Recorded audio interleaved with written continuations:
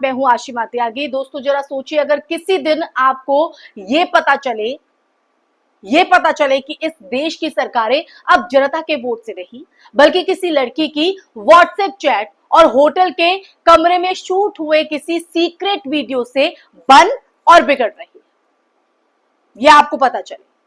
और साथ ही आपको अगर यह बताया जाए कि एमएलए अब लोकतंत्र की सेवा के लिए नहीं बल्कि अपनी इज्जत बचाने के लिए पार्टी बदल रहे हैं, और अगर कोई अखबार यानी कोई न्यूज़पेपर ये दावा करे कि पूरी की पूरी सरकार को गिराने के लिए एक गुप्त हनी ट्रैप ऑपरेशन चलाया गया था, तो क्या आप भरोसा करेंगे, यकीन करेंगे? शायद आप ये कहेंगे कि इतना नीचे कोई नहीं गिर सकता है या इतना स्तर नीचे नहीं जा सकता है।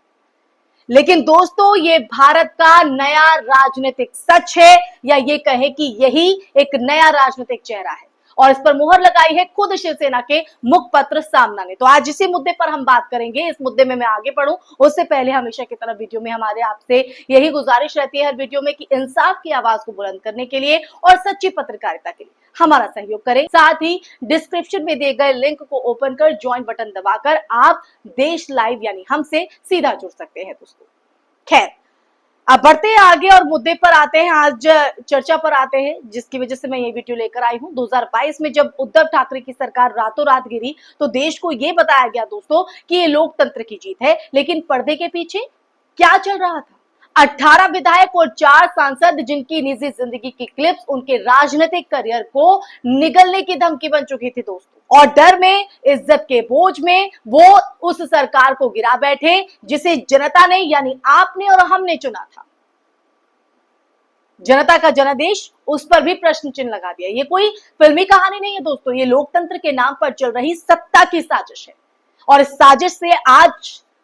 साजिश से हम कहीं ना कहीं पर्दा उठाएंगे। अब सवाल सिर्फ इतना नहीं है दोस्तों कि सरकारें कैसे गिर रही हैं, सवाल तो ये भी है कि क्या हम एक ऐसे दौर में आ चुके हैं जहां वोट नहीं वीडियो ये तय करते हैं कि अगला मुख्यमंत्री कौन होगा? क्या हम उस दौर में पहुंच चुके हैं जहां लोकतंत्र सिर्फ एक दिखावा है, महज एक दिखावा? और क्या हम उस तल छट तक गिर चुके हैं जहां सरकारें चुनकर नहीं बल्कि खरीद कर बनाई जाती हैं? खरीद फरोख्त आपने सुना भी होगा कई टीवी चैनल्स पर ये नाम, ये शब्द। क्या अब सत्ता पाने के लिए भूख इतनी बढ़ चुकी है कि लड़की का इस्तेमाल, जासूसी, ब्लैकमेलिंग और एजेंसियों की धमकी सब कुछ जायज हो गया है? सामना अखबार में छपा एक लेख इन सारे सवालों को आज फिर से जिंदा कर रहा है दोस्तों। यही वजह है कि आज हम इस वीडियो को बना रहे हैं, इस पर चर्चा कर रहे हैं आपके साथ। इस लेख में दोस्तों ये दावा किया गया है कि उद्धव ठाकरे की सरकार को गिराने के लिए न सिर्फ राजनीतिक साजिश रची गई बल्कि अगर देखा जाए तो 18 विधायकों, 4 सांसदों को हनी ट्रैप में फंसाया गया। दोस्तों ये वो दौर था जब रातों रात विधायक लापता हो जाते थे, होटल में बंद किए जाते थे, और फिर अगली सुबह नई सरकार की शपथ हो जाती थी। आपने देखा, हमने देखा कि महाराष्ट्र में क्या हुआ था, यही हुआ था ना। क्या किसी लोकतांत्रिक देश में ये सब कुछ होगा? ये सब कुछ होना सामान्य माना जा सकता है?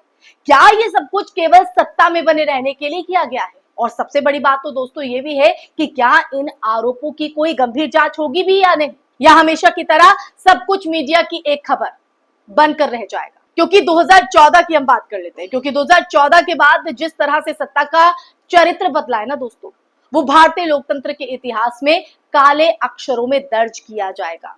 लिख लीजिए आप, पहले चुनाव होते थे, फिर सरकार बनती थी, यही पैटर्न था। अब चुनाव के बाद सरकारें गिरती हैं, रातों रात एमएलए बिक जाते हैं, सीबीआई, ईडी की धमकियों में नेता पार्टी बदल लेते हैं और हनी ट्रैप में फंसाकर लोगों से इस्तीफे ले लिए जाते हैं। अब ये दौर है 2014 के बाद से ये तस्वीर देखने को मिल रही है। ये एक संगठित सत्ता अपहरण है जिसे हम लोकतंत्र की जीत का नाम देने की भूल कर रहे हैं दोस्तों, क्योंकि हम सब जानते हैं, हम सब ये इस चीज से वाकिफ है कि सीबीआई, ईडी और इनकम टैक्स जैसी संस्थाएं पहले निष्पक्ष मानी जाती थी, इन पर भरोसा किया जाता था।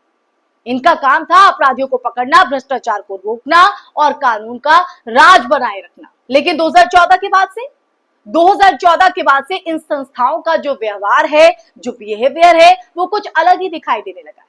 जैसे कोई नेता सरकार की आलोचना करता है या विपक्ष से ताल्लुक रखता है तो उसके घर पर छापे पड़ जाते हैं, उसके खिलाफ केस खुल जाता है, उसे जेल में डाल दिया जाता है, सलाखों के पीछे कर दिया जाता है। लेकिन दूसरी तरफ वही नेता अगर बीजेपी से जुड़ जाता है तो सारे केस बंद, क्लीन चिट मिल जाती है और उसे मंत्री बना दिया जाता है। हमने ये सब खुली आंखों से देखा है। अजीत पवार का उदाहरण आपके सामने है। अजीत पवार का उदाहरण इसलिए मैं दे रही हूं कि जिस शख्स पर 70,000 करोड़ के घोटाले का आरोप था, वो बीजेपी में आते ही उप मुख्यमंत्री बन जाता है। और ये अकेला मामला नहीं है, तमाम विपक्ष नेताओं पर छापे पड़ते हैं, लेकिन जैसे ही वो भगवा रंग को धारण कर लेते हैं तो वो पाक साफ हो जाते हैं। क्या ये न्याय है? क्या ये लोकतंत्र है? ये सवाल वाजिब हो जाते हैं। चलिए अब बात करते हैं उस सबसे खतरनाक रणनीति की जिसे आज देश में ऑपरेशन लोटस के नाम से जाना जाता है या कहा जाता है। सरकारें गिराने का ये एक नया तरीका बीजेपी की पहचान बन चुका है। इस ऑपरेशन का फॉर्मूला बड़ा साफ है दोस्तों, बड़ा साफ, बड़ा क्लियर, कि विपक्षी पार्टियों के नेताओं को लालच, डर और दबाव में लाओ, उन्हें पार्टी से तोड़ो, फिर ईडी या आईटी का इस्तेमाल करो, या फिर जरूरत पड़ी तो लड़कियों के जरिए भी हनी ट्रैप में फंसाओ, और जब सब कुछ सेट हो जाए, सब कुछ एकदम वैसी व्यवस्थित हो जाए तमाम चीजें, तो नई सरकार बनवा दी जाए।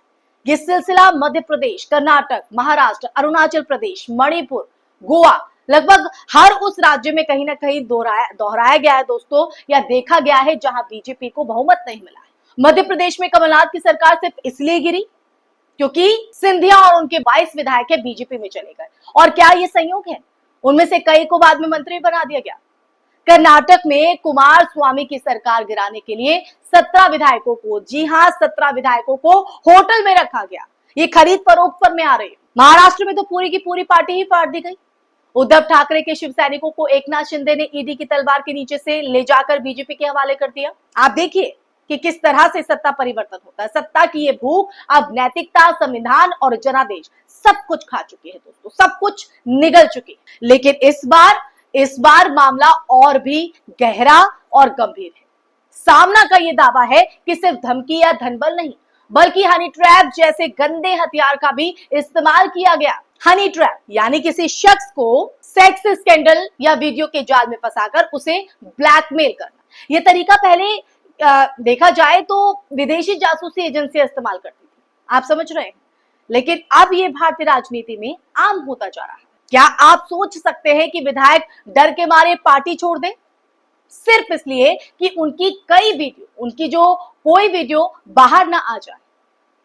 क्या लोकतंत्र की आत्मा को इससे बड़ा कोई आघात लग सकता है? आप मानते हैं इस चीज को?